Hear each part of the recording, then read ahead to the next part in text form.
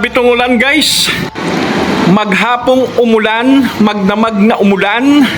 Eto, pauwi ako ng trabaho, galing ako ng work. Iniwan ko na lang yung motor ko. Kasi sa daraanan ko daw ay mataas ang tubig. Baka tumirik lang, masira ang motor natin. Naglalakad ako pauwi. Ayan, umuulan pa rin. Eto, walang masakyan kaya tiis lang, lakad-lakad lang. Mataas na nga ang tubig guys, hindi nakakayanin. Malalim ba doon? Sobrang lalim, matagabiwan na po nga po yun. Hindi kaya ng motor mo? Dito, marami na po tumirik dyan, nandun sa may lumito.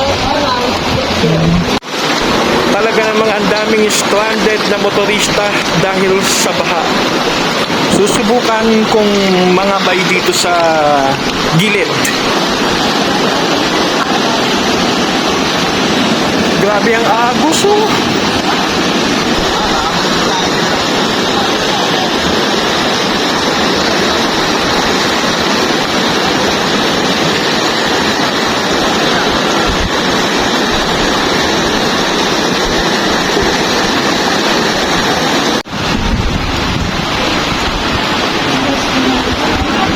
Guys, malalim talaga oh. Malalim. Yung mga barangay tanod naglagay na ng lubid dahil baka sakaling may matangay na agos, at least may makakapitan. 2 moments later. Oops, ang lalim!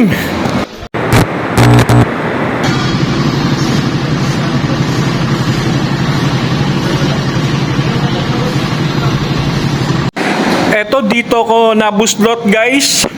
Hindi ko alam na may bukas na manhole pala dito. Buti na lang hindi ako nilamon nitong tunnels, itong mismong manhole at tangayin ako ng agos sa ilalim ng tunnel. Tinangay ng agos yung camera ko na dala-dala, yung action camera. Pero okay lang yon, at least yung camera lang ang tinangay, hindi ako. Salamat Lord. Nagpapasalamat ako kay Almighty God at wala namang nangyaring masama sa akin. Okay guys, hanggang dito na lang. And next time, samahan niyo ulit ako sa susunod nating vlog. Thank you so much. I'm Star Moto.